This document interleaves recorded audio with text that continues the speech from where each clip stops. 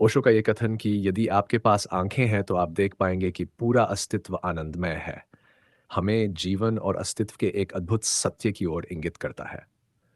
ओशो के अनुसार यह संसार हर ओर आनंद और उत्सव से भरा हुआ है, लेकिन इसे देखने के लिए हमें अपनी दृष्टि में बदलाव लाना होगा। ये आनंद बाहर कहीं नहीं बल्कि हमारे भीतर की जागरूकता में है।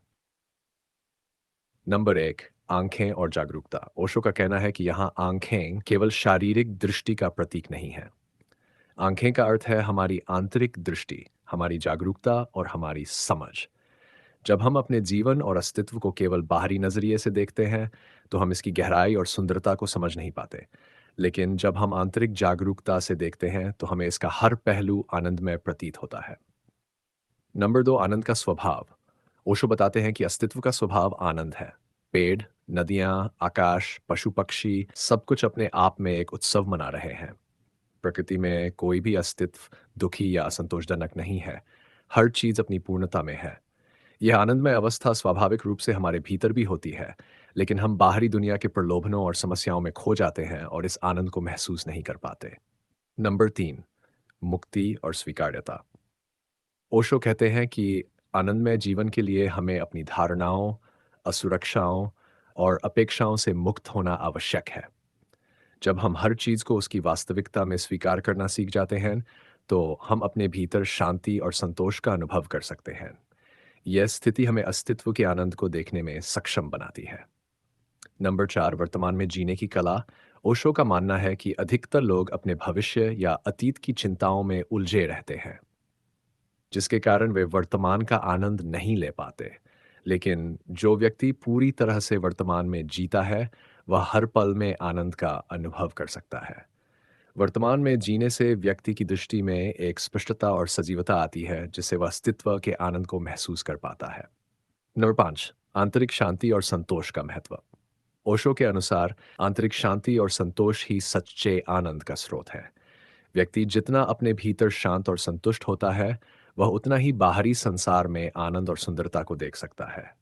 जब हमारे भीतर संतोष होता है, तो हम बाहरी दुनिया की हर छोटी बड़ी चीज में सुंदरता देख सकते हैं और हमें अपने जीवन में भी आनंद का अनुभव होता है। आनंद का अनुभव ध्यान के माध्यम से। ओशो ध्यान को आनंद प्राप्त करने का एक साधन मानते हैं। जब हम ध्यान करते हैं, तो हमारे भीतर की सभी चिंताएं, डर और असंतोष शांत हो जाते हैं और हम एक शांत और स्पष्ट मन के साथ अस्तित्व को देख पाते हैं। यह ध्यान हमें अस्तित्व के हर पहलू में आनंद का अनुभव करने में सहायक होता है। नंबर सात, प्रकृति के साथ एकार। ओशो मानते हैं कि अस्तित्व की सुंदरता और आनंद को समझने के लिए हमें प्रकृति के साथ एकाकार होना सीखना होगा। जब हम प्रकृति के साथ मिलकर जीते हैं, तो हमें इसका हर पहलू आनंदमय प्रतीत होता है। पेड़, फूल, नदियाँ, पक्षी सब हमारे जीवन में एक नई ऊर्जा और प्रसन्नता का संचार करते हैं। प्रकृति से जुड़कर हम अस्तित्व के आनंद को महसूस कर सकते हैं। नंबर कार का त्याग। ओशो के अनुसार हमारा अहंकार ही हमें अस्तित्व के आनंद से दूर रखता है। जब हम अपने आप को अस्तित्व से अलग मानते हैं और अपने अहंकार में जीते हैं, तो हम आनंद का अनुभव नहीं कर पाते। लेकिन जब हम अपने अहंकार को त्याग देते हैं और अपने अस्तित्व का हिस्सा मानते हैं, तो हमें जीवन का हर पल आनंद में प्रतीत होता है। नंबर नौ, आनंद का संपूर्ण दृष्टिकोण। ओशो मानते हैं कि अस्तित्व का आनंद सर्वव्यापी है और यह आनंद हर किसी के लिए उपलब्ध है। हमें बस अपनी दृष्टि को साफ करना है और इसे देखने के लिए तैयार होना है। जब हमारी दृष्टि में स्पष्टता और संतुलन होता है, तो हम हर चीज में आनंद देख सकते हैं, चाहे वह हमारे जीवन की सामान्य परिस्थितियां ही क्यों न हों। ओशो का ये विचार हमें यह सिखाता है कि अस्तित्व स्वाभाविक रूप से आनंदमय है और इसे देखने के लिए हमें अपनी आंतरिक जागरूकता और दृष्टि को बदलना होगा। आनंद बाहर नहीं, बल्कि हमारे भीतर की अवस्था है। जब हम अपनी धारणाओं, अपेक्षाओं और अहंकार से मुक्त होकर जीवन को उसकी संपूर्णता में स्वीकारते हैं, तो हमें इस अस्तित्व का आनंद महसूस होता है। ओशो का संदेश है कि जीवन का हर पल आनंदमय है, बशर्ते हम इसे सही दृष्टि से देख सकें।